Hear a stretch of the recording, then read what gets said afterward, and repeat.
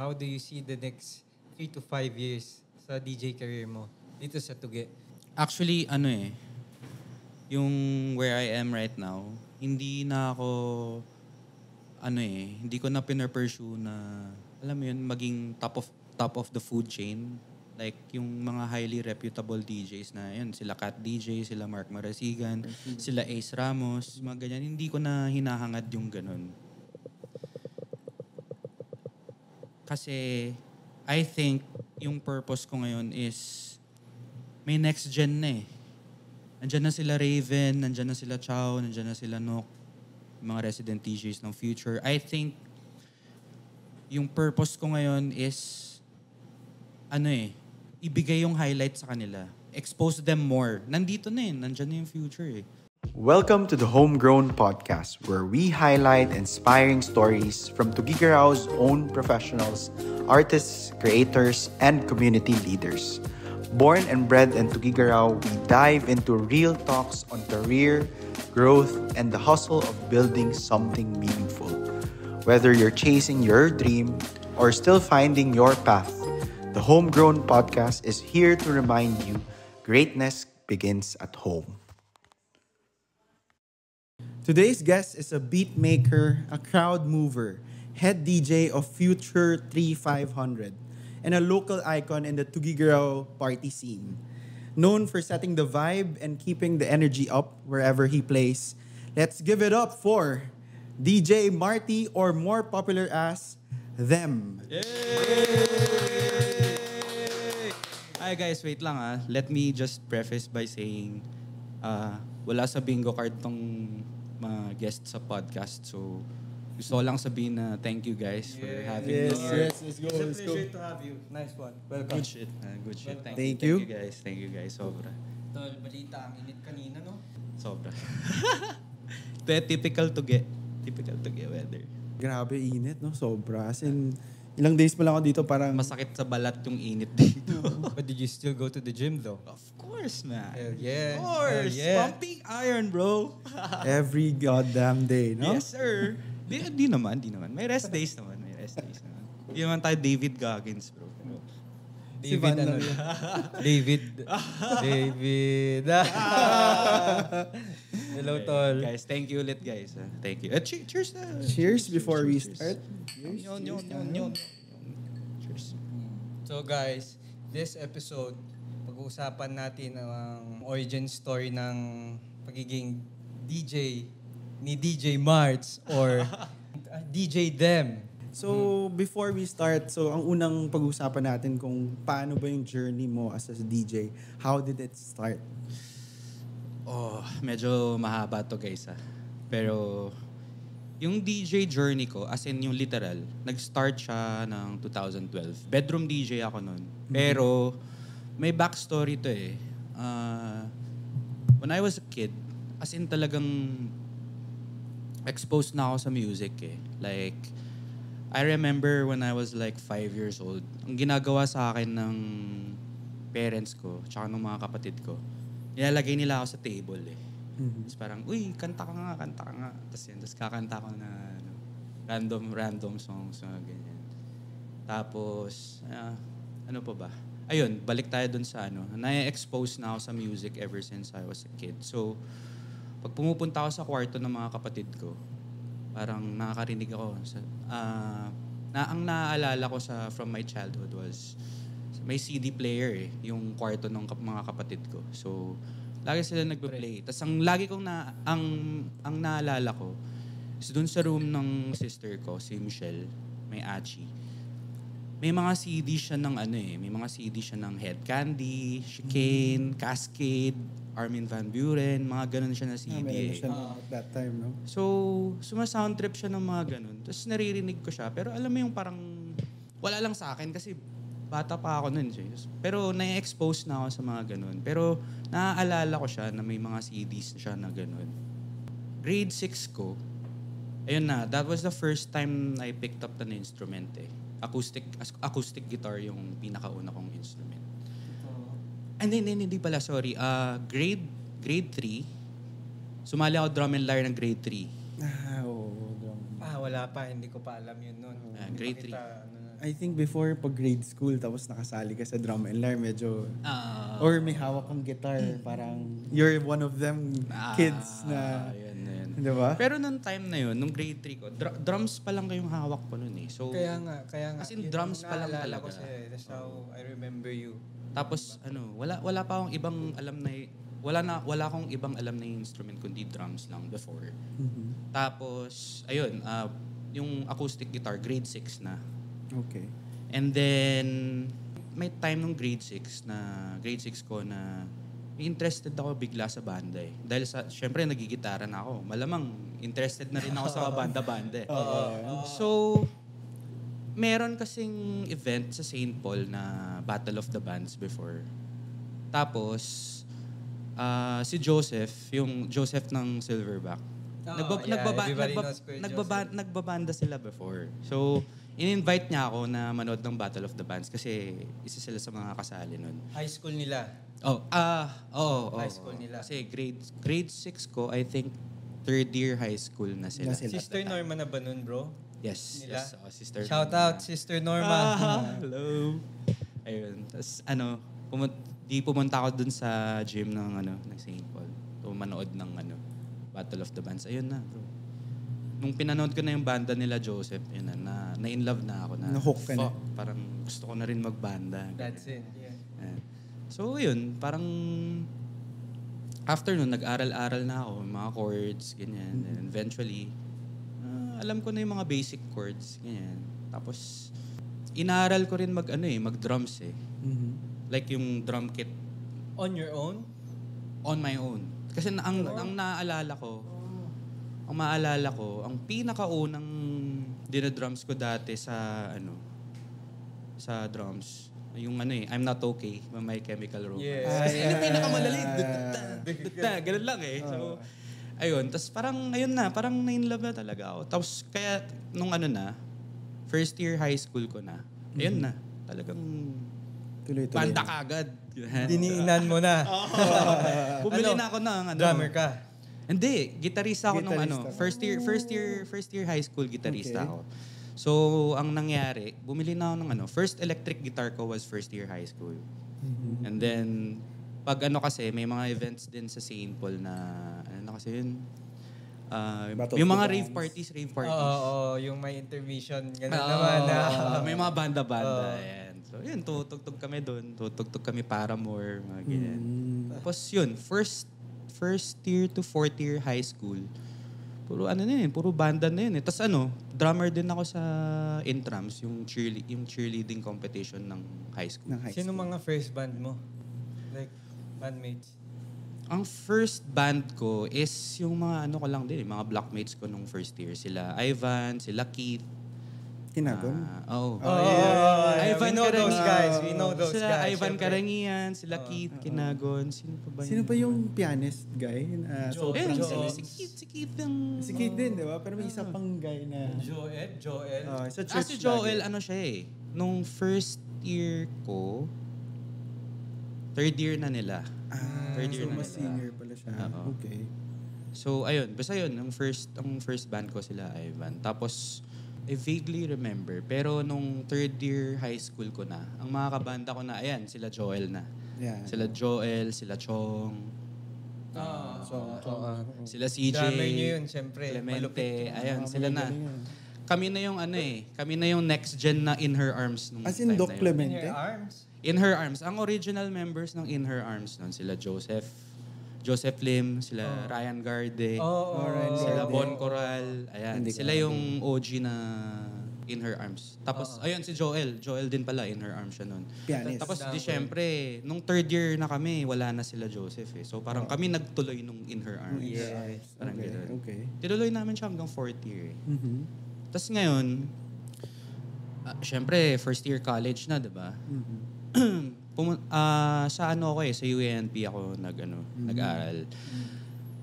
Going into UANP, sabi ko sa sarili ko, dapat pag nasa Manila ako, babanda ako. Pero it never happened eh. Why? No way. Oo. It never happened. Kasi Di ko rin alam, pero Nag-NBA ads ka. Nung nasa youth. Nalulung Nag-NBA ads ka, pre. Yun ba yung Panahon yun nangyari? ng ads nun. Pero nung nasa UENP ako, parang wala kasi akong nakita na parang pwede kong maging kabanda sa mga schoolmates ko. Hindi naman sa no offense, pero parang parang hindi ko nakikita na magkakaroon ako ng banda sa school na to. Parang ganun. Pero was there a band scene doon? Kasi I think very... Matumal. Honestly, I think sa UANP in general, hindi ata masyado. Yeah. Wala ako Pero nagkaroon ng initiative sa UANP na magkaroon ng club. Actually may nabuo na club. Pero nung nandun ako, parang hindi siya masyado nag-gain ng traction. For me. Pero although we made an effort na magkaroon ng club. This was 20, ano na ba? 2011. 2011. Parang nandun pa rin yung, papasok na ata yung party scene nun na parang rave parang scene. nandyan na yung papunta na dyan yung yung Tomorrowland. Gano'n na dun. Ano yung party sa Manila noon na only for colleges? Yung sa UP? Ad hoc. That one. Yung Ajma. Big Four na party. UP GMA. Dati, pinupuntahan, lumuluwas ako ng Manila para dun. Pero wild yun Tapos ang mga DJ nun, sila Bakit Face lumuluwas Ramos. ka ng Manila? Hindi ba nandun ka na nung time na yun?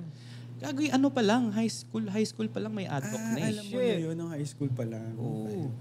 Ano ba, may age, ba doon to go get in there?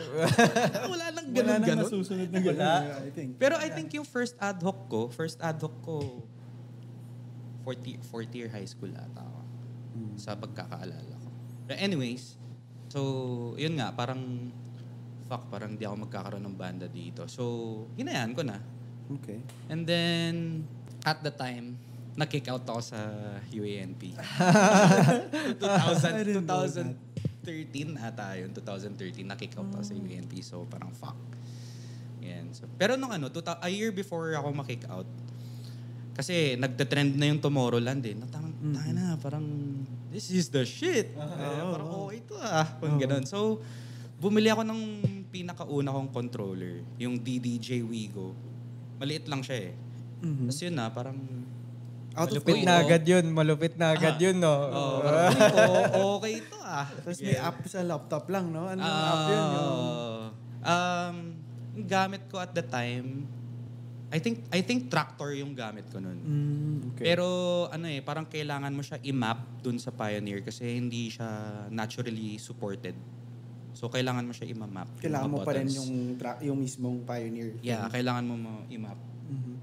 Pero nung time na to, out of nowhere ka lang bumili because of the traction na ng... O parang nadala ko sa hype nung Tomorrowland. So, nakita sa YouTube to.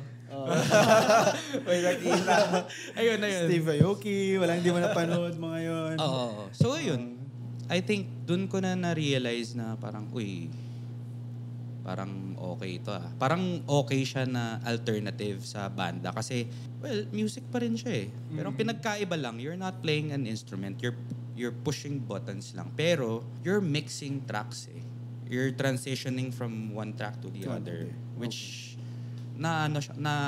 parang na-challenge ako na parang, bagong bagong approach into, parang may ibang way na, may ibang way pala para may express mo yung Creative yung creativity. I think in a way, yung controllers nyo, parang instrument na rin yun Yeah. Don't you think? I think you can consider... Kasi pansin ko lang at again, yung sa mga DJs, like, mostly the successful ones ay mga musicians rin talaga. Yeah, musically inclined. Like si Zed.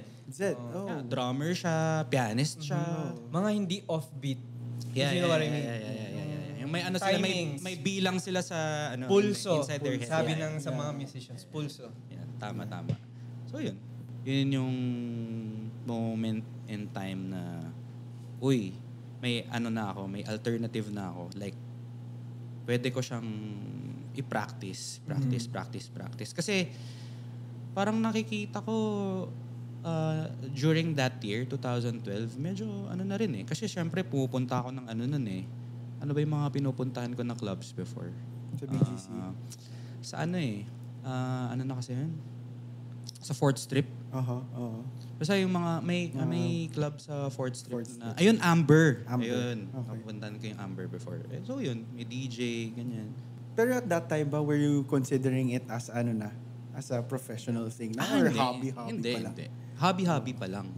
At saka nung nabili ko na yung controller, ayun lang, as in bedroom DJ lang talaga na manonood ako ng video, manonood ako sa YouTube ng Tomorrowland, tapos parang gagayan-gayahin ko lang. Search ko yung mga tracks na ginamit nila. Tapos parang imimix ko siya. Parang ini-imitate ko kung paano yung transition.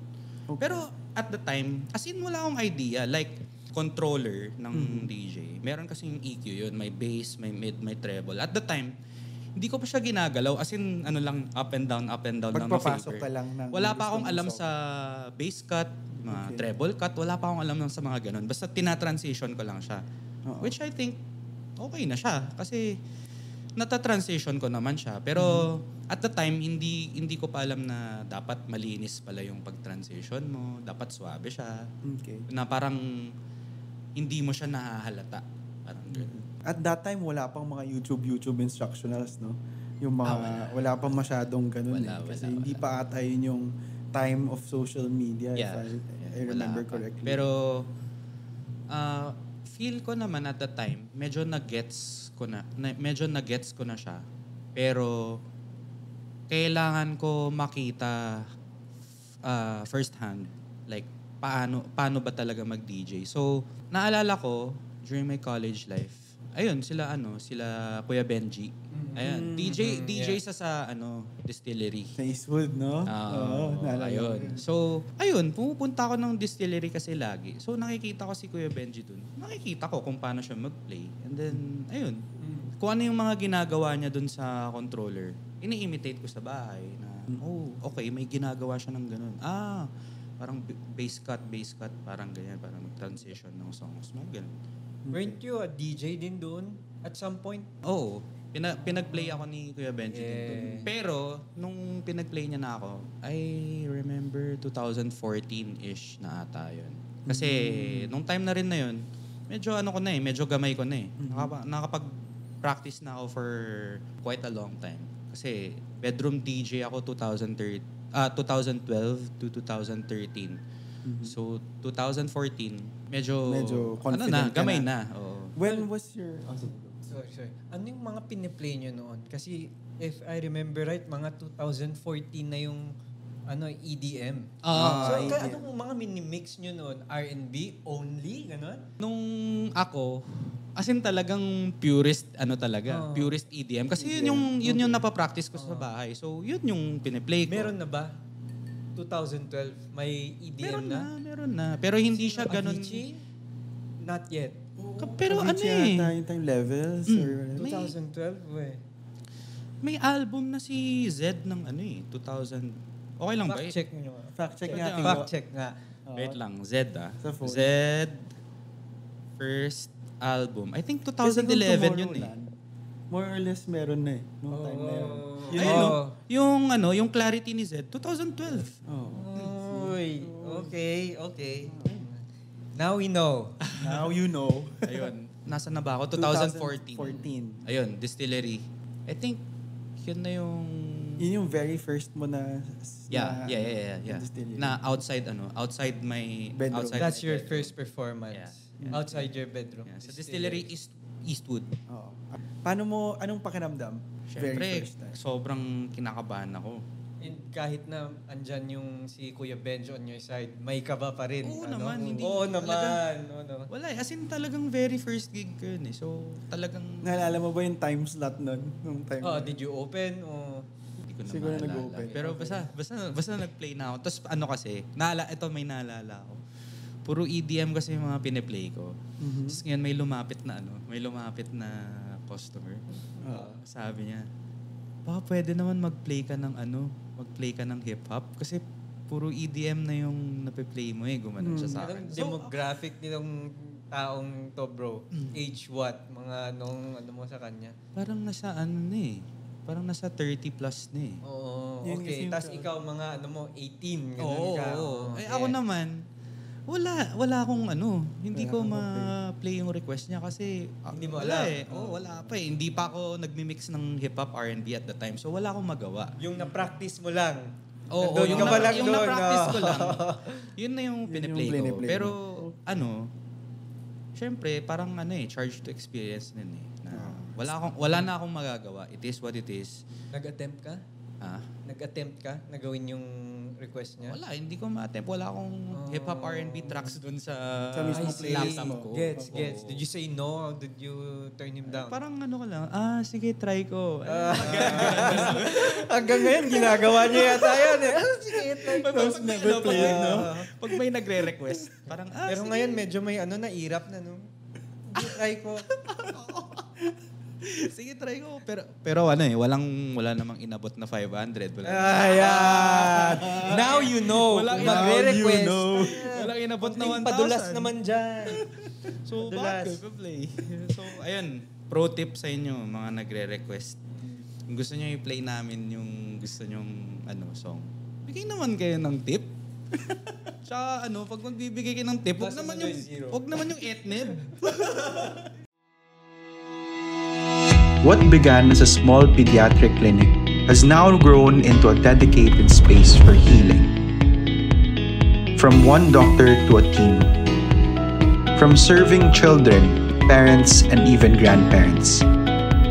For 25 years, we've watched families grow, and now it's time we grow with them. Our vision is to be a trusted family-oriented, multi-specialty clinic known for quality of service, patient-oriented care across all ages. Because your health matters at every age and every season.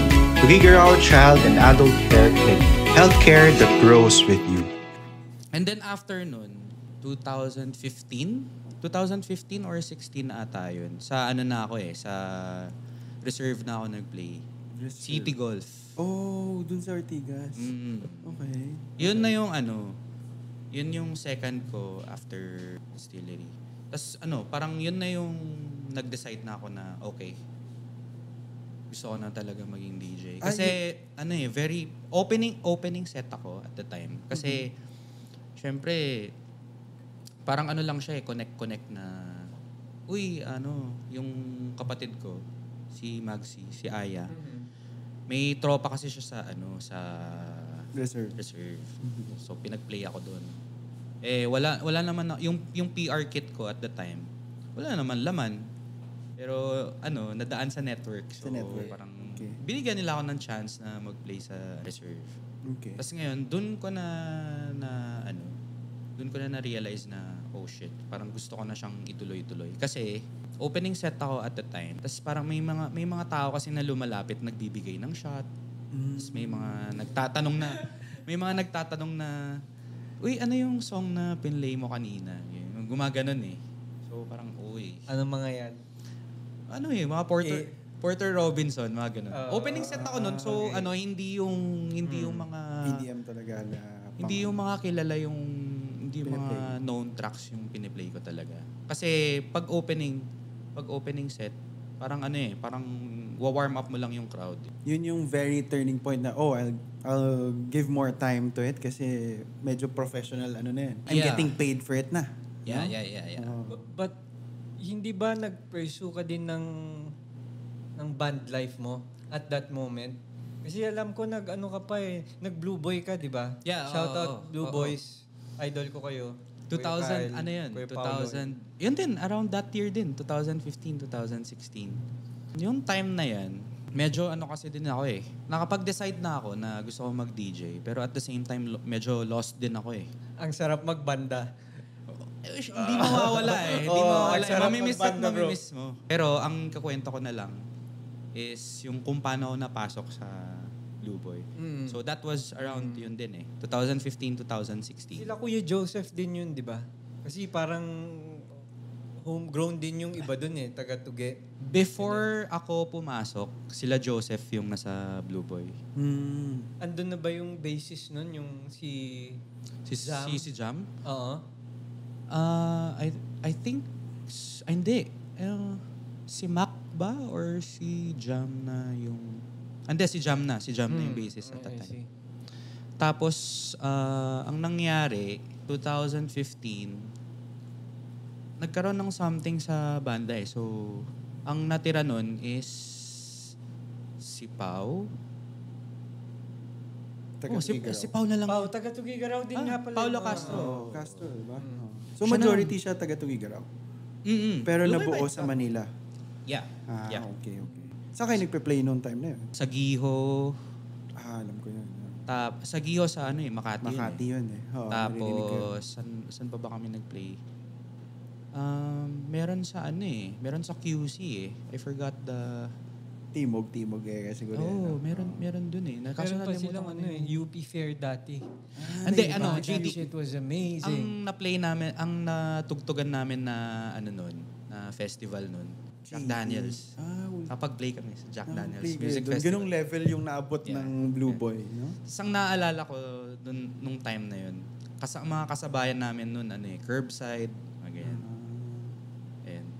After namin kasi mag-play, Curbside yung nag-play. May nakasabay ka ba sa band people now na dati nandun Na parang ina-idolize ko. Oo, na nandyan pa rin ngayon. Lagi, Mayonnaise. Mayonnaise, nakasabay niyo. Nag-play kami sa nila, music video launch nila.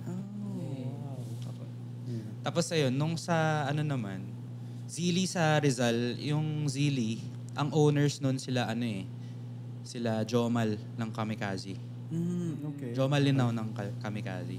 So, may one time na nakapagtugtog na kami doon. Tapos ang kasabayan namin, Run Like Lions, Cables and Space. Yung Cables and Space, yung vocalist nila doon is yung lead guitarist ng Urban Dub. So parang side project ng side project nung guitarist nung Urban Dub. Nakasabayan namin sila noon. Kaya ako nakapasok ng Blue Boy, simple lang eh. Kasi malupit ka. Hindi naman sa ganun. Magkausap na kami nila magkausap na kami nila Pao at the time. Tsaka simple lang yung You were the bassist then, di ba? pero yung initial plan, gitarista dapat ako. Who did you cover for nung time na yun? Si Kyle. Si Kyle Caton. Dapat. Okay. Pero ang mga nawala kasi sa Blue Boy at the time, sabay-sabay kasi silang umalis. Sila Jolo, sila Kyle, si Mac ba or si Jam? Si Mac ata or si Jam yung nawala yun. Si Mac.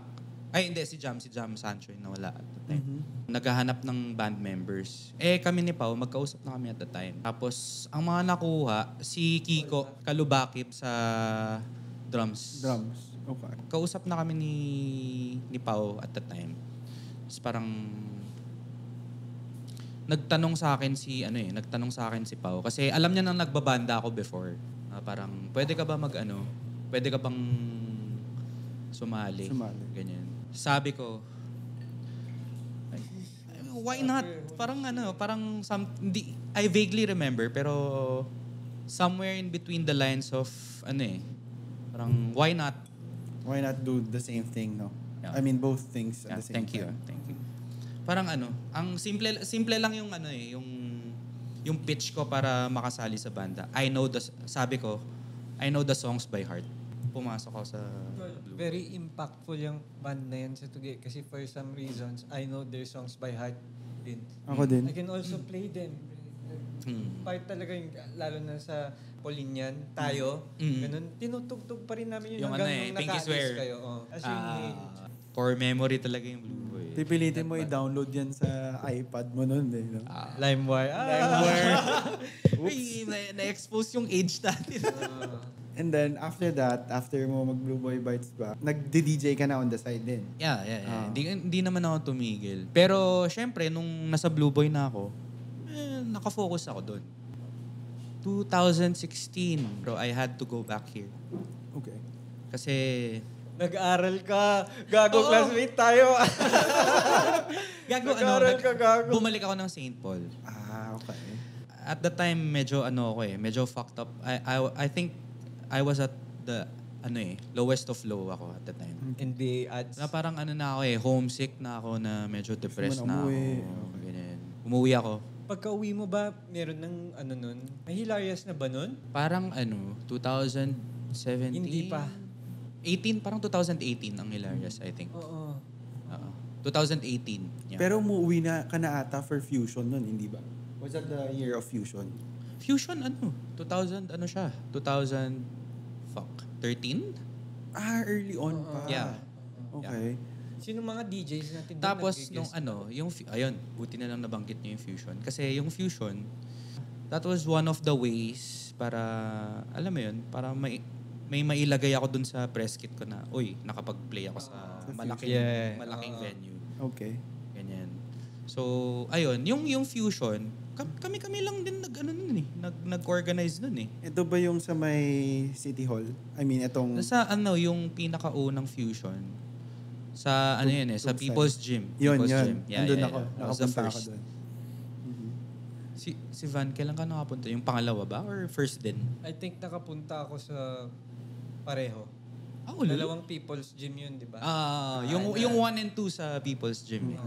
I had bad memories there. Ako din. honestly. I had bad. Alam ko yun. Pero it was fun. It was fun. Oo, May pero may isang, post-party. may ilang segundo lang siguro doon na. Huwag na natin pag-usapan yun. Balik tayo sa balik tayo sa Fusion. Ano yun? Ayun. Yung Fusion, kami lang din nag-organize nun eh. And I'm glad na naging successful yun. Kasi parang yun yung nag-pave ng way sa Tuguegarao para ma-expose sila sa sa EDM, sa party scene. Yeah. Exactly. Yun yung una. Nakailang ganun tayo? I think dalawa sa People's Gym. I was there sa 1 and 2. May Brickstone pa, right? Oh, pala, Brickstone sa baba. Yung Brickstone, hindi. Siya, We Are the Night yung sa Brickstone. Parang yun yung parang naalala ko. Pero nag-play din kayo dun, right? Yeah, we did. So yun. Buti na bring up. Yung Fusion nalimutan na ko pala. yung We Are the Night eh.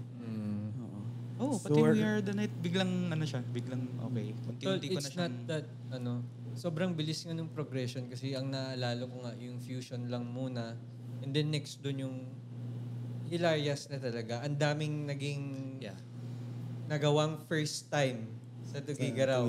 Nung na-open yun, bro. Honestly. Shout out Aya AA. Baka Sorry, naman. Hotel Joselina. Hindi ko maalala yung year na nag-open yung Hilarious. I think 2017, 2018 ata. Ayun, 2017, 2018. Pero I think even before Hilarious, may isang certain bar at that time kung saan pumupunta yung mga matatanda.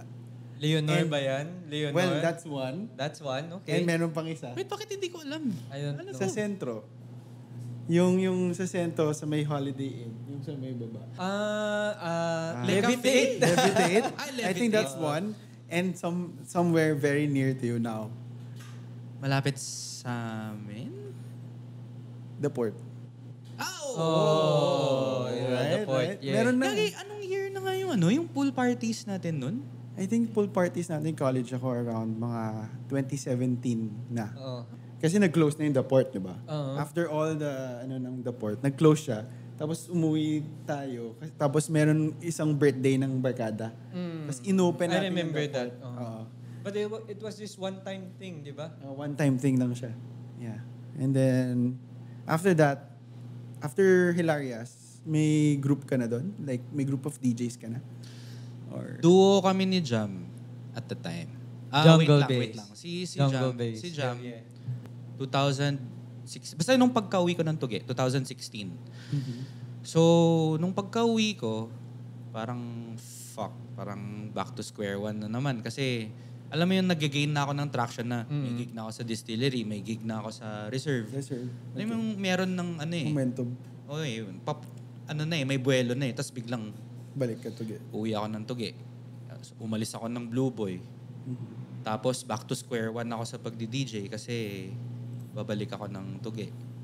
So, at the time, saan ba ako pwede mag-play sa Tuge? Levitate. ako personally, no offense naman sa Levitate, pero ayoko kasi parang may gulo lagi doon. Oo. Tol, the Diba? time you went Yata home, it was dying na yata. Oo. Medyo... Talaga? Hindi. Kasi there were others na that were a thing. Yung Pink Closet, yung sa may Balsain, malapit sa Ano na nga yung isa pa na malapit sa Pink JM, Closet? ganun. Hindi nga. JM. Oy, Play ka nga doon, rap mo ba? Babatuin ka ng bote meron doon. pa isang malapit sa Pink Closet eh.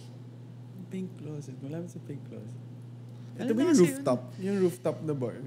Meron nga, yung sa Diba? tabi nila Clement mismo. Beaufort. Beaufort. Siya bang nakaalala? Oh. Ayun. So, Nag-play ka doon. Sikip nun di ba? Parang 2 So, floors. yun yung dilemma na pagbalik ko ng Tuge. Saan ako magpa-play? Parang, paano ako magbibuild ng reputation dito? Parang, parang mahirap pa. Ang naiisip ko lang at the time na kailangan na namin mag-organize ng events para, mag-create lang noise lang ulit. Okay. Pero, alam mo yun, at the same time, parang parang wala na ata. Until I met Jam. Okay. I think na-meet ko si Jam pool party. Ayan, yun Yun, pool yun, party yun. ng Pool party, the Pool port. party ng The Port. Pumunta ako nun, tapos narinig ko nagdi-DJ si Jam. Tapos yung mga piniplay niya kasi, trip ko. Oo. So, pinapakinggan ko siya. Ito parang, uy, okay yung na ito ah. Okay yung music taste na ito ah. He's great. Yeah. So, lapitan ko siya na, uy, usap kami, ganito, ganyan. Actually, before pala ako umuwi ng before pa ako umuwi ng Tuge, nag-uusap na kami kasi parang nag-reach out siya sa akin before na parang gusto niya bumili ng controller, ganito, ganyan. So, tinulungan ko siya. And then, nung umuwi na ako ng Tuge, ayun, nag-meet kami doon sa pool party ng Port. Yung pala yung very first meeting yun, like Yeah. DJ-wise. Sino may birthday nun? I think it was Gab. Jam's din birthday. Jam dun eh. or Gab? Jam and Gab. Or something like Jam that. and Gab. Magkalapit yung Hindi ko na birthday siya sure ako na yun yung first time na nag-meet kami ni Jam. And then, basta yun, nabuo yung jungle bass eh. Kasi trip ko yung music taste niya. And then, usap kami na since at the time, parang wala akong nakikitang way to create noise dito sa Tuge. So, I thought, pag nakipag-duo kay Jam, we'd do something, parang parang break the internet type shit na... But you did.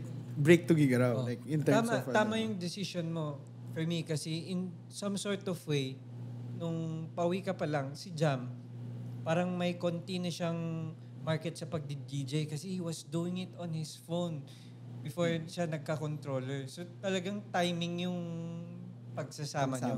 Para kayong Deuce As Manila. in, Yeah. And then, ayun God's na. plan. Ayun. Ang next na doon yung Hilarious na. Tama ba? Tama ba ako? I think so, yeah. Hilarious na. Tapos naging parang bahay na namin yung Hilarious eh. Doon kami lagi nagpe-play. Very memorable sa akin ng Hilarious. Kasi we get to play whatever we want and the crowd still vibes. Like, hindi mo kailangan mag-play ng top 40s. Like, ini-introduce namin yung crowd sa Music nyo. trip namin na music. Which was at the time, I think bass house na. 2016, uso na yung bass house eh. So, ini-introduce na namin sa mga tao yung bass house. Bass house, tech house, mga ganun na eh. Pero at the time, di pa siya masyadong nagigain ng traction, I think, sa Manila. Kasi, feel ko, yung Manila, in-embrace na nila yung bass house, tech house, medyo late na eh, I think. I think, for me medyo late na. Kasi ma-top 40s pa yung Manila at the time eh. I think. EDM top 40s, ganun eh. Okay. So, pag bass house, ganyan, medyo siya eh. Medyo maingay siya eh. So, para siyang para siyang dubstep pero house version. Alam ko nga si Jam Parang dubstep yung parang main focus niya, no? Yeah. Para siyang kung tama ang pagkakalala ko. Kasi there were 3 big dogs back then. So, alam ko like, not including Kuya Benji kasi Andun na syempre, siya Known na yun. Yeah. So like the big three dati nung Tuge, iba-ibang individuals was si Marty, si Jam, at si Penny. Oh, yeah. I think si Penny Penny pa. yung Si Penny dub. nga. Jam was like Si- sort of house back then. Ano ko lang isisingit ko lang si Penny nga pala, naging part din siya ng Fusion. Nandun yeah, siya. yeah, Nandun I siya. remember. He was Nandun the siya. opener back Yeah, then. yeah. Sikat Tama na ako. ata siya nun Nasa, Tsaka si Penny, si Zaiten, guys, Mm. dubstep talaga siya. Yung forte niya. Okay. Tapos yung business nila was like Speaker. revolved around sa music. Din, Lights and Sounds. Ganun din, yeah. Ramirez Ramirez Lights and pala. Sounds. Kaya nga, parang he had all the gear din ano? Ayun na. Yun, exposed din talaga siya sa sa mga tech. And then, after Hilarious, ano yung next mo na naging mga... 2000, yeah. Pandemic ang Oo, nagpain sa oo, Hilarious. Oo. Dahil sa Pero pandemic, nag Mm. doon na yung end of an era for For Hilarious. Dude, pero for me sobrang nasulit yung Hilarious din dahil sa inyo. Ang daming nangyari. First time may nagpapa-Halloween something. Yeah. And whatever, Friday, Saturdays, weekend promos, ganun.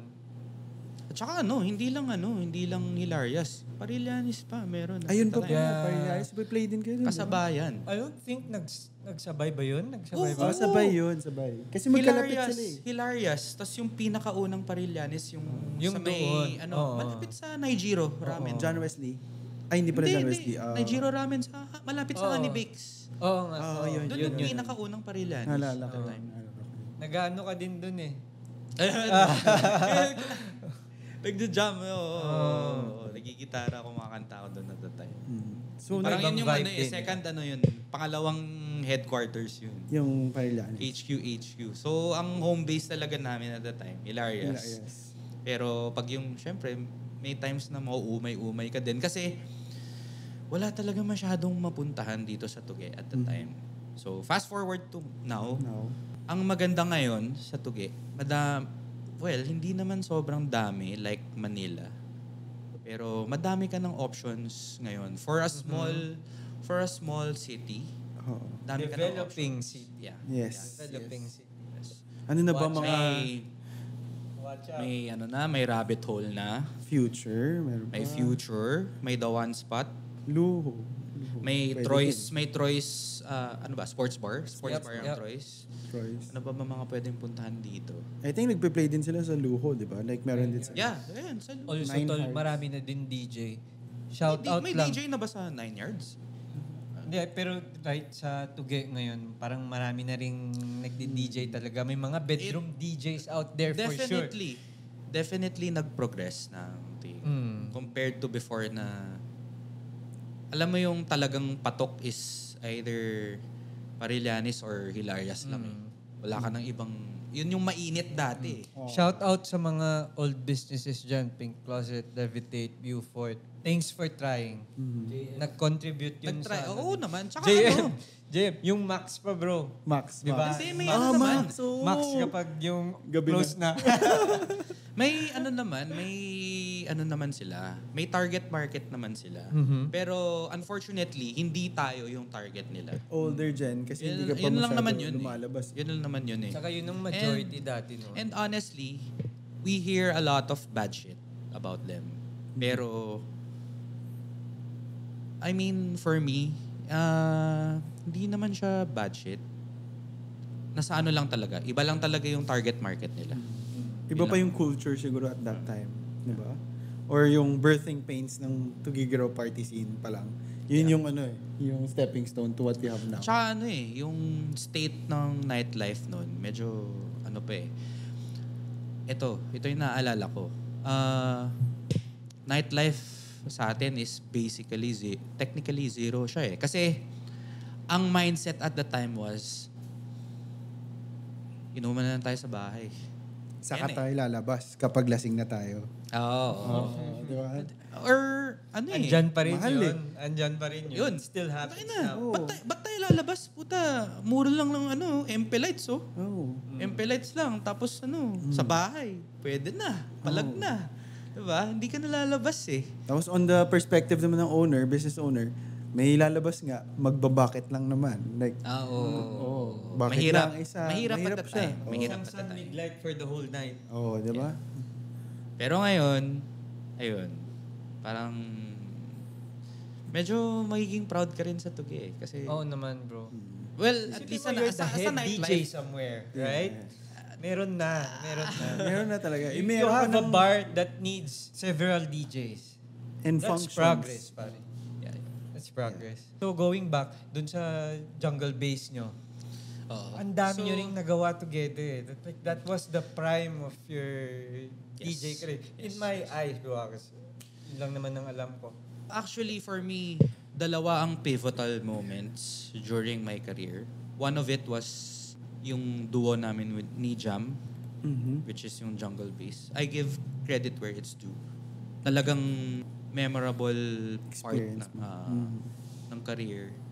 Pero unfortunately, we had a falling out. Eh. And I won't deep dive into that. Pero may mga nangyari na ganon. Yun, no? It happens. Hindi ko na kailangang mag-deep dive doon. Pero hindi masama yung loob ko doon. Hindi. I mean, syempre may konting sama ng loob. Pero at the end of the day, it is what it is. Nangyari na siya. So, It was. At saka ano talaga eh, I think life. It was time to start a new journey. Yeah. Part of the process of, yeah. And ano naman, nirerespeto ko naman yun. It was all worth it naman, di ba? Kasi na-start niyo yung both careers. Oo, yeah. Super left off yun. They would like go places and then play. I think pupunta pa kayo sa Isabela, di ba? Yeah. Oh. Not only Isabela. Pati Manila right? din, di ba? Manila din. Pero ano kasi, yung sa Manila, I remember yung pinakauna naming pagpunta sa Manila is sila Hana yung nag-book sa amin sa Makati Med. Talaga. Hana. May Hana Ong. Ate Hana, shout out OG Clinic. Brickstone nila, no? Baka naman. May ano sila nun, may Maso Dipo. Maso Dipo. Baka naman. free membership 3 months. And anyways, ayun. I think doon nag-start yung pag out of town namin nila Jam. I think doon sa Makati Med na yun eh. Yung may party yung Makati Med. Kasi UST siya. Tapos yun na. Tuloy-tuloy na. Tuloy-tuloy na yun. Tapos ano pa ba? May naalala pa ako na isa eh. 2018. 2018 was the year na... Kasi sabi ko, dalawa yung pivotal point in my career. So, una yung jungle bass. Pangalawa is yung na-meet ko si Earl. Si Earl Austin. Hello. Shout out. I know that guy. Earl Hi. Austin. Yung pala yung lagi mong Ayun. First time namin mag-meet 2018. And honestly, at the time, yung ugali kasi ni Earl, yung hindi siya talagang friendly na siya yung tipong tatansyahin ka niya muna. Hindi siya yung mahalubilo na, uy, yan, friendly agad yun. Hindi eh. Parang medyo may pa siya eh. May hi hello siya, pero May barrier may siya eh. naman. Parang, ano yung tawag dun? Parang the walls are up. Parang ganun eh. Parang kailangan mo siyang ma-break para maging close ka sa kanya. Which we did. Ngayon, super close kami ni Earl ngayon. And kaya ako nabanggit na isa si Earl sa nag-contribute sa pivotal moment in my career kasi sinuporta niya ako eh. Naging close kami to a point na yung relationship namin ngayon parang pagpupunta ko ng Manila, ibubuk niya ako ng gig without hesitation kasi alam niya na pag ni-refer niya ako, hindi siya mapapahiya. Show up ka. So I have Yes, to... yes. Kasi malupit ka. Pero yun. Parang confident siya na pag ibubuk niya ako, hindi siya mapapahiya. Pero I have to do the same. Parang it goes both ways eh, na kailangan hindi ko rin siya ipahiya. Ganun na yung relationship namin ngayon na parang din eh, pag gusto niya umuwi ng Tugi, sige, play ka sa Future. Ganyan. Homegrown ba Walang to? problema. Homegrown siya? I don't think Saan so. siya? Taga siya, Ilagan. Si Earl. Okay. for sure, kayong dalawa, you protect each other's reputation, ano? Yeah. Sort of way. Kaya kaya may certain confidence na book ko si Earl. Kasi alam kong hindi siya papalya eh. Tapos ganun din pag pupunta ako ng Manila. Book ko si Marty. Alam mo, love mo yung friend mo pag ganun eh. Like, pag ikaw na may ka sa aking guest, I'll give him the best experience. Ganun eh. Parang responsibility referral ko ka. yun. The referral. The referral. And then I think, did you play in Boracay lately? Was it in Boracay? Oh, recently lang. May. Last month? Labor Boracay. Bago lang. Sa Chachas kami, Station 2. Okay. Ayun. Medyo wild siya eh. Yung pinapakita namin sa Reels, sa Instagram, puro mga daytime pero yung nightlife. Hindi pinakita. Yun nga, hinahanap ko eh. Pansin nyo ba? Sabi ko, nagbakasyon lang ba sila sa Boracay? Wala na kaming ma-record sa nightlife kasi andun na kayo nung Madilim. Honestly. Madilim ang gabi. Bro, Labor Boracay this year was wild. Every Not year. gonna lie, bro. Sobrang wild yung mga tao doon. Pero ang na-appreciate ko ngayon sa Boracay, strict na sila like Baguio eh. Like, bawal ka na mag-yosi, sisitayin ka na. Oo, gagi. Boracay. na siya. Ang naaalala ko sa Boracay before, nung pumupunta-punta ako doon, alam mo yung tayo sa seashore, pwede ka lang mag-yosi. Umaabot pa nga hanggang doon yung inuman before eh. Pagkakaalala ko. Ngayon, hindi na pwede. Mas okay, pre. Oo naman. Siyempre, nature. Kasi, wala kasing disiplina mga Pinoy. Sobrang irresponsible. Pero bro, tangina, Labor Boracay was like spring break of the Philippines. Yes. Sobrang wild. It is. Sobrang wild. Yeah. I Ayun, think tapos doon pa ginanap yung hydro ngayon. Yung hydro Boracay. Kumusta? Madaming No words, bro. Just wild. Explicit. Basta yun. Na-experience mo na ba mag-DJ sa mga festival ng mga cities? Ayun, yung Fusion. Fusion, okay. Pero actually hindi pa ako nakapag-play talaga. Sa yung tipong hydro na. Oo. Hindi pa. Pero kasi But are you up for it? Oo naman. Ba't naman hindi, 'di ba? Pero yung kung nasaan ako ngayon, masaya na ako. Kontento na ako eh. Yung relationships with fellow DJs, yun yung pinapangalagaan ko eh. Doon pa lang panalo na ako eh. Like, nami-meet ko lagi sila Mark Marasigan, sila Kuya Mark, hello. Hello, Yun. Kuya Mark. Yung mga nasa top of the food chain, kumbaga. Yan, sila Kuya David, Ardiente. Alam mo yun, na nakakasama ko sila lagi, sila X Factor. Yun, doon pa lang panalo na ako eh. Like, hindi ko na kailangan mag-play sa festivals eh. Yeah. Pero, ayun, may relationship sa kanila. Ganun. Nakakausap ko sila. Ask advice. Ganyan. So, how do you actually practice or prepare para sa isang gig? May workflow ka ba? May thought process? During my early years, yun nga, syempre yung mga piniplay ko noon, puro EDM. So, ang ginagawa ko, kung ano yung pleasing to the ears, basta inaano ko lang siya eh. Inaayos-ayos ko lang siya. Tapos, yun na yun. Salang na kaagad. And then, as time goes by kasi, you will develop a certain skill called crowd reading. So, crowd reading is, for me, yung pagpasok mo pa lang ng venue eh.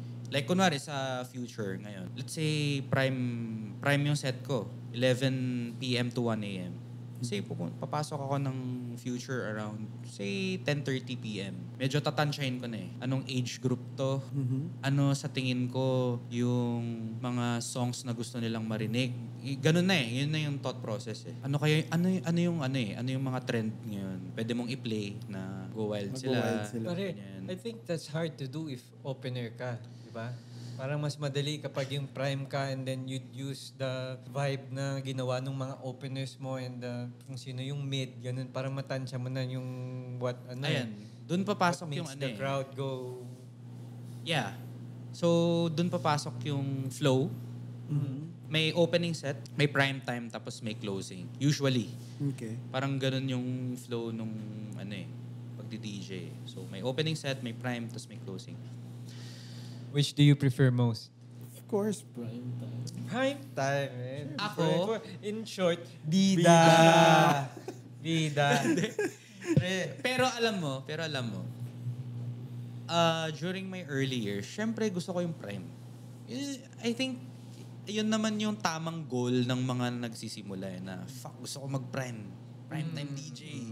Yan, para, alam mo yun, sa akin yung attention. Bro, pero that's ako mag-hype ng crowd. That's a big responsibility as well. Diba? Yes. Pagiging prime. Siyempre, pag ikaw yung prime, means usually lang, na ikaw yung malupit. Ganun. Heavy is the head that wears the crown. Sabi nga nila. Pero, ayun nga, 2025 na ngayon. So, 2012 ako nag-start. 13 years na ako nagdi-DJ. So, ilang taon ka na? Let's cut that out. Gets mo na. Doon sa 13 years na nagdi-DJ ako, syempre yung early years, yun naman talaga yung goal.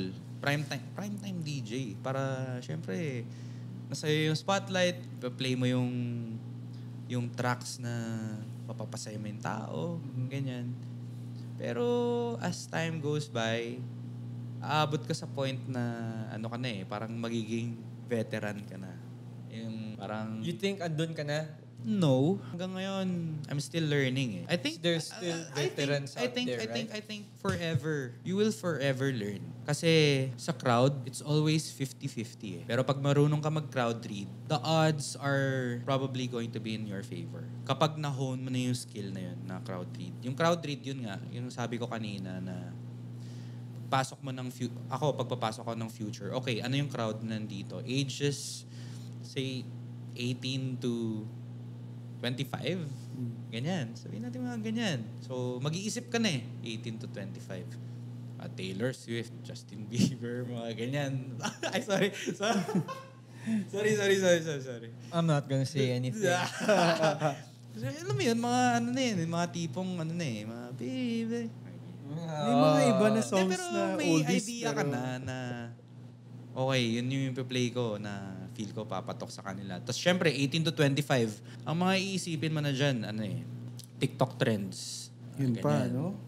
Influence ng TikTok, no? TikTok trends. Tapos, depende pa yan eh. Tapos, kung konti lang ba yung tao or madami. The little things talaga. So you would play differently pag depende sa volume din ng tao, gano'n? For me, yeah. Hindi naman play differently. Like, ibahin lang yung song choices, right? Yeah. Kung kunwari, prime time ako, tapos hindi puno yung crowd, like, hindi mo nakikita na jam-packed yung crowd. Medyo lelelo ka sa mga ipi-play mo eh. Parang, kumbaga, mag-antay ka pa na dumami. Tapos, yun na. May times ba na na-play na nung opening yung plano mong i-play sa Prime? Imposibleng hindi nangyari yun, Kasi bro. mangyayari yun I know that happens. Tapos parang nagulo yung buong plano mo. But I think it's fine, though. Like, yung nauulit yung kanta. Fortunately, sa tagal ko na nagdi-DJ, it never happened to me. Really? Pero it happens. What a surprise. Pero it happens. It happens. And when that happens, I think okay lang. Kasi kung talagang experience ka na DJ, mag-a-adjust ka. It won't matter, no? Let's say, opening set, may nakapag-play na ng... Justin Bieber, baby. Umaga niyan. Malay mo, di ba? Na pumasok ka ng venue ng maaga, biglang narinig mo yung opening set, nagpe-play na ng ganun. May magagawa ka pa ba eh? Naisa lang niya na eh. Wala na magagawa, bro. Talaga eh, parang more on mindset talaga na wala. Nangyari na, mag-adjust ka. Find ways to entertain the crowd talaga. Okay. Ayan. So wait lang, balik tayo sa crowd read. Yun, it's a certain skill na you will learn through experience eh. Na kailangan mo mag-fail and mag-fail and mag-fail and mag-fail. And then you will reflect on it eh. Na bakit pag nagpe-play ako, di nagre-react yung crowd? Ano bang mali sa set ko? What happened? And then eventually marirealize mo na kailangan mong magkaroon ng connection sa crowd. Pag nagpe-play ka, kailangan tinitignan mo sila. You vibe with them. They'll vibe with you. Yes. Kasi infectious yun eh. Okay. Pag nakikita nila na charismatic ka, na gumagalaw ka, ganyan, infectious yun eh. Makukuha din nila yun na, uy, nagva-vibe yung mga to. Nagva-vibe yung DJ. Vibe din tayo, ganyan. So we'll be back after this short break. This episode is proudly brought to you by Michelle's Restaurant, located inside Hotel Roma, Tuguegarao, home of the crowd-favorite Casa Mia Pizza and the ever-crispy, ever-satisfying Crispy Pata. Whether it's a family dinner, birthday celebration, or just a good time with great food, Michelle's is your go-to spot for comfort and flavor in the heart of the city. Celebrate life's moments, big or small, at Michelle's Restaurant. Let's go!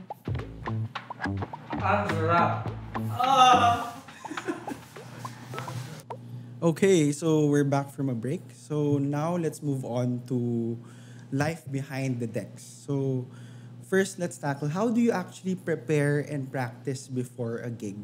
Meron ka bang specific workflow or thought process na ginagawa mo to actually prepare for a gig?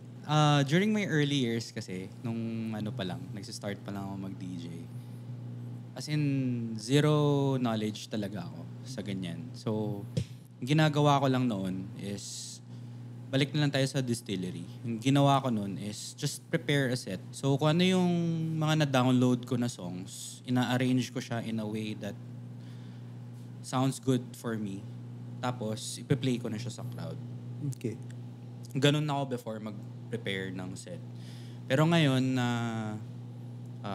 2012 ako nag-start, 2025 na ngayon. So 13 years. Fast forward to now, how I prepare a set is minsan basta vina-vibe ko lang yung crowd eh. Like ino-observe ko lang kung paano yung energy ng crowd kasi say prime time set ako. Okay. So may opening muna, 'di ba? Tapos ako yung next. I'd be at the venue 30 minutes before I start usually. So may idea na ako kung ano yung energy ng crowd, ano yung mood nila, umiinom na ba sila or medyo nodding heads, ganun pa lang. Crowd reading. Hindi pa nag-order ng drinks. Crowd reading. Crowd reading. Okay. So yung crowd reading skill siya na para sa akin through experience mo lang talaga siya maaaral. So parang yun lang, parang i-feel mo lang yung vibe nung crowd. And then yun, just adjust accordingly, parang ganun. Okay. Is it different every weekend? Ganun? Yes. Like, for me, yung crowd talaga is every time. Every time I play a gig, it's 50-50. 50 na ma-entertain mo sila, 50 na flop. Pero, kapag yun nga, meron na yung crowd reading sa, sa skill set mo, odds are probably going to be in your favor. Personally, nagkaka-flops ka pa din? Oo naman. I think lahat naman ng DJs, kahit veteran ka na. Do you think it's you o baka yung crowd lang dito sa atin? Kasi syempre, province tayo. Not everything clicks. Ganun. May trend nga. Sometimes we're a trend behind. Yes. Hindi kaya? Ako personally, I blame myself. Na hindi ko na iniisip na tayo na olats yung crowd eh. Hindi nila gets yung hindi ganun eh. Na parang sa part ko yun na parang okay, saan ako nagkamali? What happened? Like may na misread ba ako? Parang ganun. So hindi ko bine-blame yung crowd kung hindi sila updated. It's beyond your control eh. Kaya ako sinasabi na every gig I play is a 50-50. Pero kapag meron ka na nung crowd reading, odds are gonna be in your favor. Probably. So yung from 50-50, siguro magiging na siya, 70-30, 80-20, ganyan. Mas marami ng hits. Yeah. Throughout the years, madedevelop mo din yung reading na. Kaya ako, personally, I think hindi talaga, hindi siya natuturo. It comes with talaga, yung repetition na play ka lang ng play, gig ka lang ng gig. Doon mo siya makukuha. Doon mo siya magigets. Parang ganun. In a space full of talented DJs, especially nowadays, what do you think makes your style or your approach unique or stand out? Anong mga techniques ang inaano mo dyan? Honestly, I don't consider myself as unique. I think lahat kaming DJs, may fina-follow kami na certain concept na parang ang trabaho namin is mag-mix ng malinis, mag-transition ng malinis, and entertain the crowd. Pero, siguro ang difference ko sa ibang DJs is siguro yung choice of music siguro. Like, kung ano yung genre na gusto ko, yun yung piniplay ko. Kung ano yung na-enjoy ko na i-play, which is mostly house music talaga.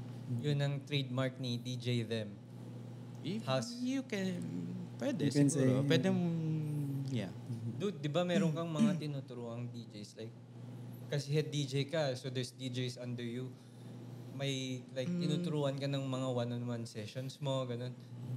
Yeah, hindi ko naman masabing under sila sa akin. And ayokong i-brag sa mga tao na under sila sa akin. Kasi, although meron ng mga lumapit sa akin. One of them, mentee. Yeah, you could say that. Pero hindi ko talaga kino-consider na parang, apprentice ko yan, bata ko yan. Walang ganun. Parang indirectly lang. Walang ganun. Pero siguro yung una talaga si Chow. Yeah. Siya kasi nung una, yung start ng DJ career niya, hindi talaga siya DJ at first MC siya nung una. Yeah, naalala ko. He does a good job at that, though. Yeah. Up until now. Up May until now. innate hype man, personality, no? Yeah. Tsaka dahil din siguro sa niya, like how she is. Funny siya, ganun. So, Chow, okay lang yun ha. She ang namin sa'yo ha. She, wala. Okay lang yun ha, Chow. Peace, bro. ayun. Okay, moving on. So, ayun, si Chow, siya yung lumapit sa akin before. Parillanes days to na parang MC siya, pero nakikita ko kasi sa kanya na parang gusto niya din mag-DJ. Nakikurious siya. Nakikita ko sa kanya na curious siya. So, tinanong ko siya, gusto mo rin ba mag-DJ? Parang ganun. Tapos, ayun, eventually sinagot niya ako na oo, parang gusto ko mag-DJ, gusto niyang i-try. Tapos I asked her. Shit. Ate kuya. You asked the person. Tinanong ko si Chow. Itong tinanong ko sa kanya. Committed ka ba? Like, kasi for me, kung hindi ka committed, kung hobby-hobby lang to para sa'yo, sige, tuturuan kita, pero you won't get anywhere. Tol. Don't expect, parang ganun. Sa CNHS, si Chow is some sort of musician din, di ba? Yeah, musically inclined. Music inclined siya before pa. Andun na siya May pulso. Yeah. Yeah. Yun din. So yun, parang I asked her if committed pa siya. Kasi kung trip-trip lang sa kanya, huwag ka mag-e-expect. Pero if you're committed, sige, nandito ako. I will support you all the way. How do you teach her though? Parang, yung ginagawa mo mismo, you sure? Nagde-demonstrate ka ba? Actually, hindi eh. Like, hinahayaan ko lang siya and then, kumbaga matuto siya in her own way. Oo. And then, parang mag-ano lang ako eh. Parang sisingit-singit lang ako na Kasi, yung ginagawa mo, ganito, parang ganyan. There's a better way. Parang may ganyan. sarili siyang style. Din. Yeah. Yeah. Akala ko kasi na ipapasa rin yun eh.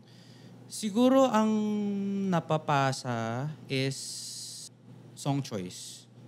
Like, ano yung mga preferred song choice ko, na-adapt niya din. Like, kunwari ako, ngayon, ng mga hilig ko, UK Garage, ganyan, Tech House, ganun. So, na-adapt niya din.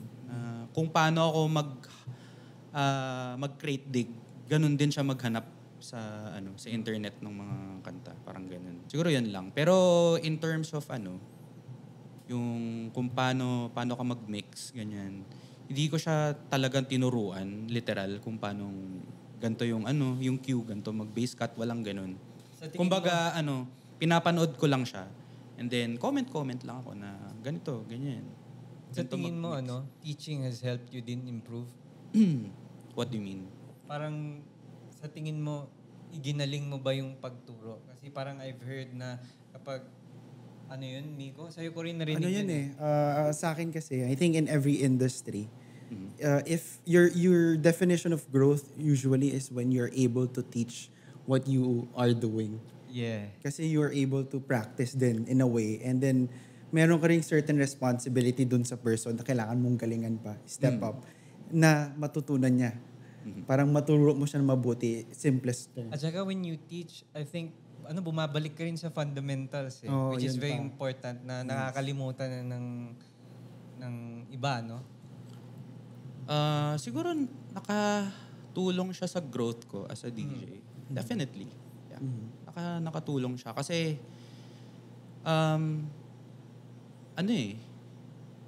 DJ ako tapos nakakapagturo ako. I think for me it goes both ways eh. May natuturo ako sa kanya. May natutunan din ako sa kanya eh. Oo. Parang ganun eh. It goes both ways. For me, it goes both ways. I think ganun. Yeah. Tol, so going back, sa tingin mo ba, nung umuwi ka dito, siyempre based pa Manila ka di ba? May future ba dito sa party scene ng Tugi sa pagdi-DJ mo? Kaya tinuloy-tuloy mo rin na Definitely, there is a future here. Pero ang nakikita ko is yung scarcity eh. Parang kokonti pa yung DJs dito. So I think... Yung DJs? Yung mga talagang yung may mga gigs na. I think kulang pa. So kung may mga bedroom DJs dyan. Ang dami dyan for sure. For sure. My advice is get out of your comfort zone. Reach out to us. Kasi matutulungan namin kayo eh. Tama. The next Avicii, baka taga-ugak ka lang. Hindi mo alam. Hindi mo alam. Legit, bro. Hindi mo sure. Yeah. Gotta keep trying, bro.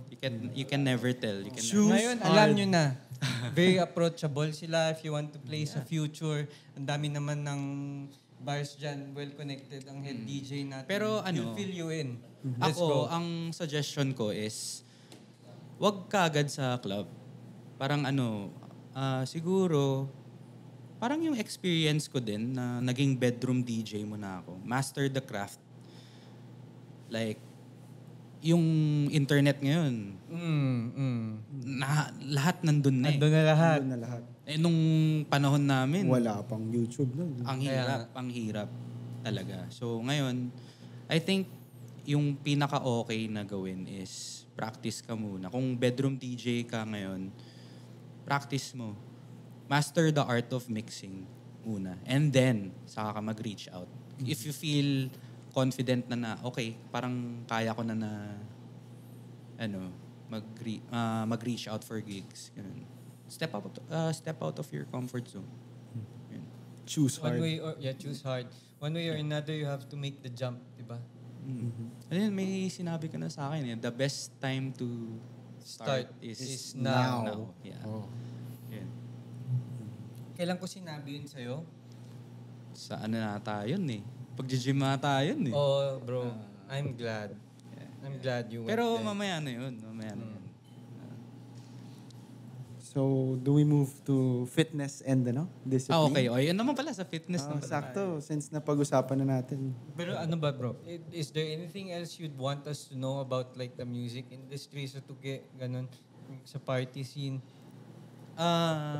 Dito. Like what facts should we get out there? Ganyan. Dito, I think so far, okay naman. For a small city. Tulad nga nasabi kong kanina.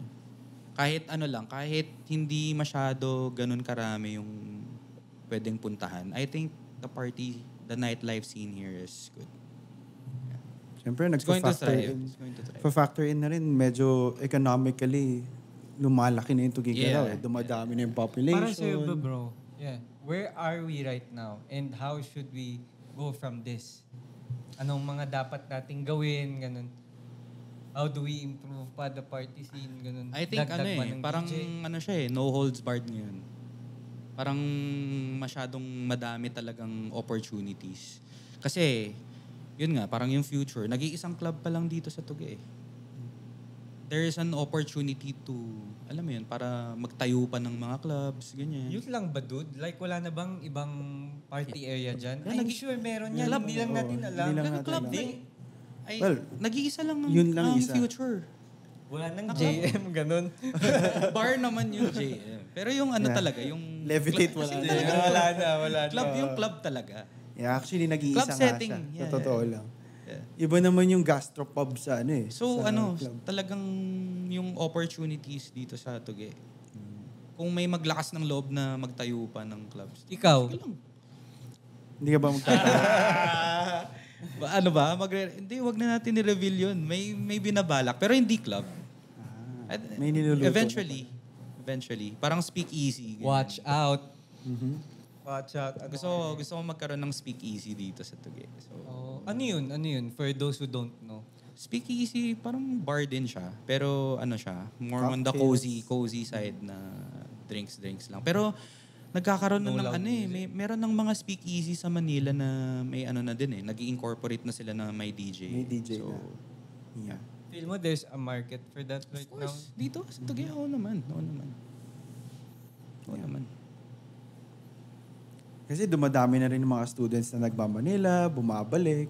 Yeah. Pag holidays, umuwi rin naman mga OFW. So I guess, merong market talaga na, Definitely, na for that.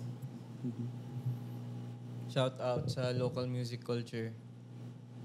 At saka Nice. hindi lang naman nightlife. I think yung banda pa rin Nayon Tenor, ganyan. Oo, meron na. continuous pa At rin. saka Meron pa rin, batak nila, buhay pa rin. Nung yung event na The One Spot, yung late lang. Yung Where my nung band- December yun Yung may skate.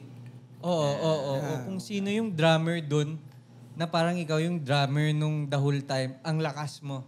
Narinig mong nag-play yun, parang I bata don't lang think so. yun eh. Parang yung lakas. nasa may gig ata kasi ako sa Future at that time. Pero hindi, umiikot-ikot ako at that time. Mm-mm. Pero hindi ako nakatambay. Buti may mga ganong events no na nagpo-push ng ganong Shoutout culture kay sa atin. kay MJ. MJ, hello. The one spot, no? Baka naman. Sponsorship. I think sila yung isa sa mga inspiration natin ba't tayo gumawa ng podcast eh. Kasi meron silang They did one this live podcast before. Yeah. Yung event sa Sa The event One. din sa Oh, yun. Naalala ko yun. See. Na naka-couch sila, tapos Live. Parang live podcast ata yun. Parang part nung event talaga Yeah. na may podcast. So, move on tayo to fitness and discipline. So, apart from spinning tracks, we knew na you're into fitness. So, tell us how it started. Kamusta naman ang journey so It far? started with Van. Yeah, Yes. tell us why first. Alam ko Pero- namang hindi ako yung I know I was like the Push. push. Pero may something yan na nagano sa'yo. Kasi alam mo yun, hindi mo naman may ituturo yung discipline, yung mindset na go to the gym. You have to Create a get habit. it on your own. So ayun, before yung kay Van, how would I describe myself at the time? Basta Fucking parang nerd, ganun.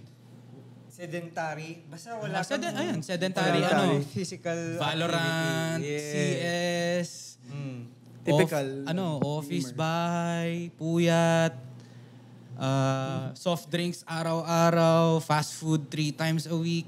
May restaurant sa bahay nyo, ganun. Pansit Canton. Yan, legit. Tapos, I'd look myself in the mirror and then may mga times na, honestly may mga times na parang fuck.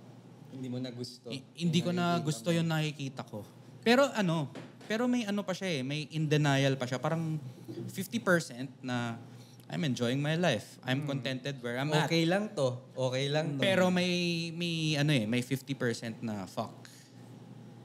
I don't like what I'm seeing, bro. Gotta listen Parang to that ganun. guy. Pero nung time na yun, hindi ko siya pinakinggan. Until you came along, bro. Hindi ko na maalala hindi ko na ma-pinpoint yung exact moment. Pero, nandun tayo sa part na, dalawa na kayo ni Yuan, nag-gym at the time. Tapos parang napag-uusapan na natin dun sa group chat na, uy, tayo, nag-gym na tayo si Marty, kailan kaya? Parang nagpaparinig na kayo sa akin na kailan. Tapos ako parang, wala naman akong pakialam dyan. Parang wala, as in, talagang never nag-cross sa utak ko na, gym ang puta, anong gagawin? Ganon yung mindset ko before. Parang kontento naman na ako. Parang, kailangan ko pa ba mag-gym? Ganon And then, until na in-acknowledge ko na yung thought ko na yun. Ayoko na yung nakikita ko sa salamin. So, nag-reach out na ako kay Van. Parang, Van, ready na ata ako, sabi ko. Parang, I think I'm ready to make a change. Parang ganun. I'm gonna start next week. What the fuck? Ayun. So, Lock kita So, ayun. Parang sabi ko, start mo na ata ako sa walking. Tama ba? Yo, you did though. You did. Tapos, ang sabi ko kay Van, ganitong gagawin ko. Mag-walk ako every day at 7 a.m. regardless of how I feel. Kung hangover ako, masakit ulo ko, nilalagnat ako, I don't give a fuck. I walk every day. Kasi you did that to yourself, bro. No? Yung whatever na feel mo Kasi sa parang umaga. feel ko, yun na yung nag-flip na ako ng switch na, fuck, I need to do something about my health na. Parang ganun. So, yun. Tapos parang, may sinabi si Van sa akin na parang, sige, mag-walk ka araw-araw. Tapos parang, Van said something about, 21 days. Parang ganun Na-learn ko lang rin yun kay Miko. The 21 it takes 21 days to build a habit. That's what he said. Nabasa ko lang rin yun sa Atomic Habits. Yeah, mahilig kasi ako magbasa. And yun yung pinaka, phrase na naalala ko. It takes 21 days. Titiisin mo lang yung 3 weeks na yun. And once you go through that 3 weeks, parang hinahanap na siya ng katawan mo Parang your day is not complete without that habit na ginawa mo. The problem I had with you, nung ang pinili mong start point is walking, eventually you're gonna quit that shit. Tapos sa bahay mo pag ginagawa, naman yun? Diba? Bro, there's something different when you're inside the gym and you see everybody else working hard. Don't you think? Plus testosterone yun. The next guy with you, ikaw, pagod na ako. Tapos biglang may sisigaw. Gaganahan ka.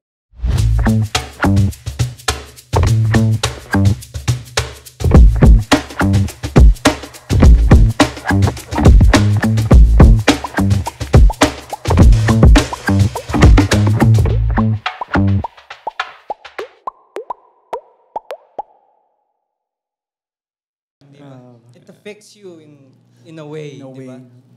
Pero yung kasi, yung thought process ko dyan, parang, yun nga, parang mag-start mo na ako sa walking, parang take it easy lang kasi matagal akong sedentary So, syempre, parang feel ko, para talagang mag-propel siya, parang easyan ko lang. Mag-start ako sa walking. Baby kasi, steps. ang dali lang gawin ng walking So, ayun. Every day, every 7 a.m., ang ginawa ko, ganito, before I sleep, yung running shoes ko, nasa tabi na ng kama. So, paggising ko ng Alam ko, suot mo na Grabe naman. Paggising ko ng 7 a.m., isusuot ko na yung sapatos. Next, di ba? Alangan, lokohin ko yung sarili ko na nakasuot na yung sapatos. Tatanggalin ko, tapos matutulog Babalik ako ka. ulit. Hindi na. Babangon na ako. Hindi na ako maliligo, fuck ligo. Basta akyat na ako, ganyan. Akyat na ako sa penthouse, tapos walking na ako. Tol, di ba you had this something na nire-record mo? Oo. Maganda yun eh. Google- Then you ano post that shit. Kasi magkakaroon ka ng responsibility na panindigan eh. Pinost ko na. Pinost ko na. Pinopost ko siya. Ang gamit ko na app nun is Google Fit. So, every time na nag-walk ako, pinopost ko sa stories ko. Yan. Tapos, ayun. I did it for a month. Kasi yun nga, nabanggit sa akin ni Van yung yung 21 days is the magic number. Basta parang ganun. So eventually, nalagpasan ko yung 21 days. 1 month na. 1 month straight na akong nag-walk. Tapos ina-update ko pa yan. Everyday ko ina-update si Van. Nasa Canada pa si Van nun. Keeping you accountable. Yeah, bro. Accountability body mo siya, per se. You need that. Guys, kung wala kayong kaibigan na ganun, find one. ASAP. Ayun, tapos, nung 1 month straight na akong nag-walk, sabi ko kay Van, I think ready na ako sa oval naman ako. Sabi ko nang ganyan. Sa oval? Oh, bakit? Ayun, which is nangyari naman talaga I used sa to oval. hate running, di ba? Sa oval. Lakad dun yun. Ayun, sa oval naman ako. With friends. Ganyan, sila, ciao, ganyan. Kasama ko sila mag-walk nun. Mga DJ people din. Yeah, actually. Tapos, we did that for, I think, mga 2 weeks, 3 weeks. Pero nung time na yun, gamay ko na eh. Like, parang, hindi ko na siya kailangang isipin. Like, may may routine na ako na part of my daily life is to magpunta ng oval and maglakad. Nag-kick Pumunta in ka na. ba? I don't recall. Oo naman. Nagpunta ka? Oo. Nagpo-post pa ako sa stories nun nung nasa oval ako eh. And then, ayun na. Nagsabi na ako sa GC. Ayun na unti-unti na parang, uy, ready na ata ako mag-gym. Sabi ng ganyan. Tapos naalala ko, sabi ni Juan, maniniwala na lang ako kapag nandun ka na mismo sa gym. Saan gym to? Sa grind. Sa grind? Yung malapit sa Victory Liner. Okay. Wala pang Muscle Depot no? Nasa Canada. It was about to open. Nung siya pa lang, nung time niya when he started. Ano yan? Muscle Depot? Yung Depot, di ba? Nag-announce lang na they're gonna open, there's this new gym. Pero hindi pa open. Kaya nasa grind ka, hindi ba?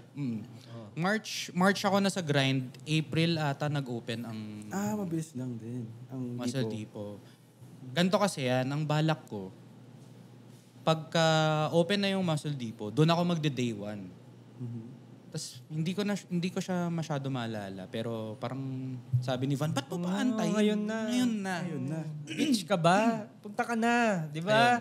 So, nagpunta na ako sa grind. And then, nung nagpunta ako ng grind, nandun si Juan. So, ayun na.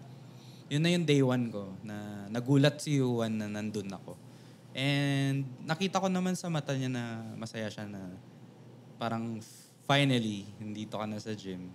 Let's get shit done. Parang ganun. That's how you feel when you see a person you love make an improvement for themselves. Gets mo? Masaya ka. Yun. Fuck you. Ayan. So yun. Ngayon, fast forward to the present. 1 year and 2 months na ako nag-gym. And I think, may utang na loob ako sa gym talaga. Kasi it helped me physically, mentally. Talaga. Sobrang What changed? Sobrang life-changing yung gym for me. We all feel the Kaya same. hindi ko siya tinigil dahil talagang nag-improve. What changed? Everything, bro. Every fucking thing. Yung mood ko, before ng gym, parang lagi akong fatigue. Alam mo yung nakaupo ka ng matagal, pag tayo mo mahilo ka. Ganun, Tapos tangina, may wala ganun ka din. sa mood, ang bilis mong magalit. Mag-change yung energy mo. Bilis. You skip your meals din sometimes. Pag yung lalo na nakaupo ka sa computer, Yeah. wala kang Ganun. exercise. Basta sobrang mindless talaga.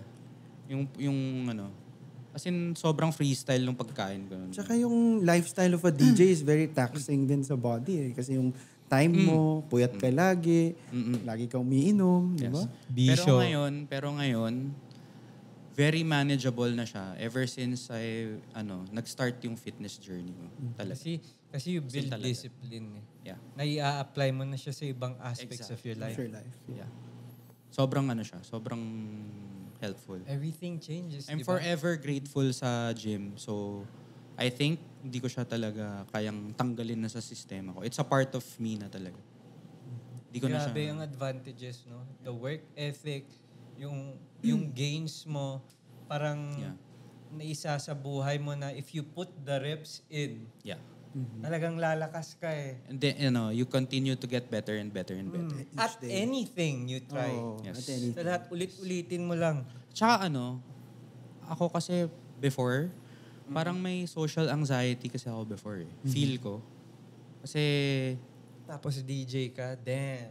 yun. Oh, hindi ko alam yun, ha? No, May, may social anxiety ako kasi when I'm around people, parang ang gusto ko kasi sila yung unang sa akin. Lumapit. So kung hindi ka lalapit sa akin, hindi kita papansinin. Ganun na ako before. Pero nung pumasok na yung gym, parang parang minsan nagkakaroon ako ng initiative na, hi, ganun. Which is hindi ako ganun before talaga. So ang dami. Sobrang life-changing talaga nung gym sa akin. Talaga. I think, sabi nga nila, if you look good, you feel good. And it all... Yeah. I think, yeah. Diba? Yeah. Right? And I think may mga DJ din who really value fitness, like si DJ Ronpo, who runs every day for 700 days. No? And how old is Ina? Gago. Kailan pa siya DJ? Yeah, matagal na. Tagal na. Oo. Total, having muscle, how would that be detrimental to your life? Ano bang bad advantages nun? Wala. Wala. Muscle? Wala. Need too much Longevity. of everything siguro. Di ba? Pag masyado ka ng malaki, na you're not as flexible. Pero hindi. Parang... Tol, alam mo no, it's a panghirap dyan when you're doing stuff like that. Magkakaroon ka talaga ng haters. You Fitness? think? Yung gym? Oo, kahit pa when you post your progress, may maiinis dyan eh. For some reason. I think so. Yung mga tipong, mag-quit din yan. Na ganun. Hindi naman nagbabago. Wala namang, they don't Hindi, know. alam nyo, yan din yung okay sa gym for me. Like, yung negativity, yung negativity from outside, yung mga napapansin mo outside na negativities, pwede mo siyang i-channel sa gym. Like, Fuel. you had a bad day, go to the gym. to the gym. Nag-away kayo ng jowa mo, go to the gym. May mga ganun eh. Yeah. And yung maganda dun is, yung sama ng loob mo, yung mga ganun, wala, ibuhat mo lang. O, hindi mo pa wala ka pang naapakan na tao. Binuhos mo lahat sa iron. Going there, tol, is It's a win for you. It's a win for you. All that negativity turns into your gains. Your improvement. Wala. Yeah. No? Yeah. So, yun din, I think. I live out of spite. I live to prove the haters wrong. I think Grabe. I think okay lang yun. I think Oo okay naman, lang. tol. Oo naman. Kasi sabi nga nila, di ba, haters come from below. And supporters always come from above. Right? Or from your God friends. damn. God May God pasok damn. mo na naman. May pasok. Ayun. So, yeah. So, since nandun na tayo sa aspect na yun, so, let us tackle kung ano naman yung toughest season mo in your journey as a DJ. Nabash ka ba, tol? Si Marty, Guys. yung music niya, totally. Alam niyo yung word na yun, mga taga-tugi, totally. Fortunately, sa 13 years na nagdi-DJ ako, wala namang magbabash. And I'm very grateful na ganun. Although, sa future, may mga instances kasi na, di naman ako, pero yung, pag ako kasi head DJ na ako ngayon sa future eh. So, pag sinabi nila na, si ganito, boring yung set niya. Parang feel ko magre-reflect siya sa akin like it's my responsibility na kasi, ayun, parang, basta, Dapat malakas kayong gets lahat. nyo ba? Like, pag may ginawa siya, magre-reflect sa akin. Because you're the head. Yeah, Ikaw parang yung ganun. under sila sa greater umbrella of your head DJ-ish. Ayun, so, pero kung meron man, kung may criticisms man, in my current state, wala na akong pakialam talaga. Kasi yun nga, meron na yung gym eh. So kung may magsabi man na, tayo na, boring tong si Marty, who gives a fuck? Ibubuhat ko lang yan. Wala nang You problema. got other things to think about Yeah. sa ngayon. May outlet ka. Parang it's a waste of time na pang ano ko pa dibdibin ko pa parang wag na. Sa tingin mo, where would you be? Like, how do you see the next 3 to 5 years sa DJ career mo dito sa Tugi? Actually, yung where I am right now, hindi na ako, hindi ko na pinupursue na, alam mo yun, maging top of the food chain. Like, yung mga highly reputable DJs na, yun, sila Cat DJ, sila Mark Marasigan, sila Ace Ramos, mga ganyan. Hindi ko na hinahangad yung ganun. Kasi, I think, yung purpose ko ngayon is, may next gen na eh. Nandyan na sila Raven, nandyan na sila Chow, nandyan na sila Nook, yung mga resident DJs ng future. I think, yung purpose ko ngayon is, ibigay yung highlight sa kanila. Expose them more. Nandito na nandyan na yung future eh. Head DJ na ako. So, I think, hindi na appropriate na sa akin pa mag-shine yung spotlight. Kundi, ibigay na sa kanila kasi marami na akong napagdaanan. It's their turn for me. So, yung next 3 to 5 years, I think my purpose is to guide them. To be better. Hopefully better than me. Yun talaga. Kasi may mga hindi ako na-reach eh. Sana sila ma-reach nila yan. Shit, naging medyo emotional na ako. Pero Respect, bro. Respect. Na ganun ang purpose mo, yung to lift others yun up. talaga kasi Good job. nag-usap kami ni Chow about dyan eh. Na parang nila Chow tsaka nila Bebe na sinasabi ko kontento na ako sa na-experience ko eh. Ngayon na head DJ na ako, hindi ko na gusto yung spotlight. Gusto ko kayo na kasi kayo na yung next gen. Yun talaga. Gusto ko ma-expose sila na ma-expose. Prime time kayo, sige. Ako, yung mga gigs ko ngayon sa future, puro opening set na lang. Kasi maaga ka nang natutulog. Gago ka. Maaga na siya mag-DJ. Di naman. Aging na pala yung reason. Aging na yun eh. Gago. Pero yun. Yun talaga. Napag-usapan talaga namin yun na medyo kailangan ko na mag-step down. Yeah. Feel ko contented na ako. It's their turn. Right. Feel ko it's their turn na. Right. Okay. And I'm confident na kaya nila. Okay. So, yun. Parang binibigay ko na sa kanila talaga. Okay. As much as possible. So, what's your final advice to aspiring young DJs, upcoming DJs who are just starting out here in Tuguegarao City? Practice. Research. Practice kayo kasi lahat na ng info na sa internet na. So, pero kung magiging specific ako, watch the trends. Panoorin niyo yung mga DJs ngayon, kung paano sila. Meron ng TikTok, may Instagram na, may Reels na. Mapapanood mo sila doon kung paano sila maging viral. So, siguro start from there and then you practice. And then next is yung research. Siguro maghanap ka ng ng genre na trip mo. And then doon ka magsimula. In my case, house music yung gusto ko. So doon ako nag-focus. And then as years go by, matutunan mo na yun paano mag-play ng hip-hop, paano mag-play ng trap, dubstep, lahat na yun, yung mga genre na yun. As time goes by. Pero my advice, mag-focus ka sa kung anong gusto mo. Kung trip mo hip-hop, then Find your thing. Find your yes niche. sir, find your thing. Yan. Okay. Yan. That's my advice. Cheers, di pa tayo nag-cheers. Cheers. Sorry. Masyado nang seryoso. Seryoso.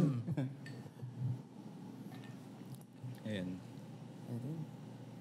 I think that's about it, That's no? a wrap. That's a wrap. Closing segment. Final. Closing segment. Rapid fire. Random questions. One track you always play to hype the crowd. Fuck. Wait lang. Pwede ako mag-explain. Rapid fire to Okay, pero... go ahead. Sorry. Marami pa namang episodes, no? We're gonna have you back for sure. Sure yan. Sure Yes, sir. Sorry, mag-explain ako. Kasi meron akong may playlist ako sa flash drive. Step up in the building. Everybody gets go up. Hindi naman yun, di ba? Hindi. Hindi. Pero gusto ko lang sabihin, may playlist kasi ako ng mga bangers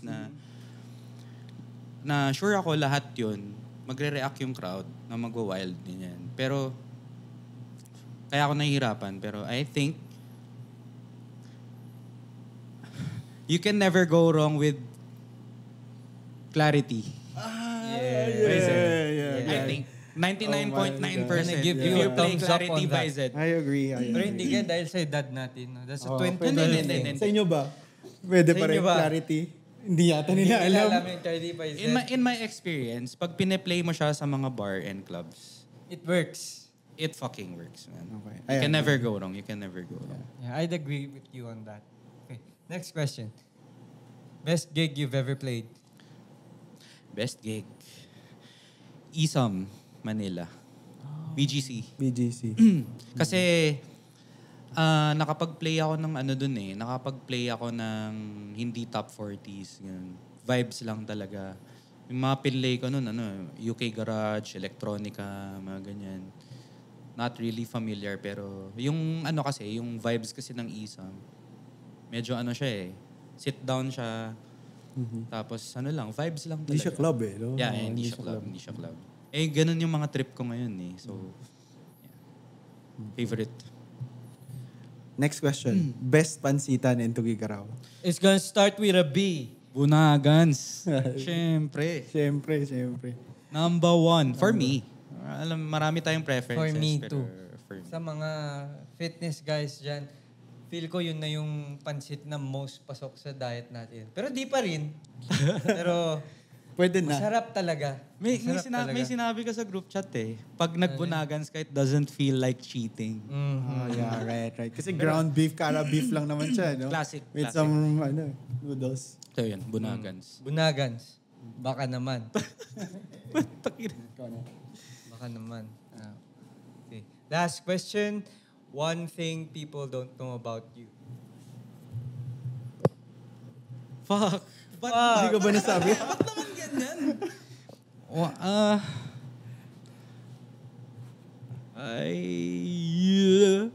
Gago na ako. Na-choke ako On top dyan. of your mind. One thing people don't know about me. Fuck. Gago, choke ako, gago. Secret? I-edit Darkest secret. Yeah. Take it out. Gago, wait lang.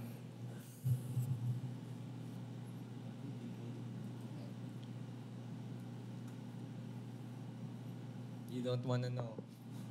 You don't know also. Single po. And that's it for tonight. Thank you. Homegrown Podcast. We'll see you again real soon. Choose hard. Choose hard. Nice.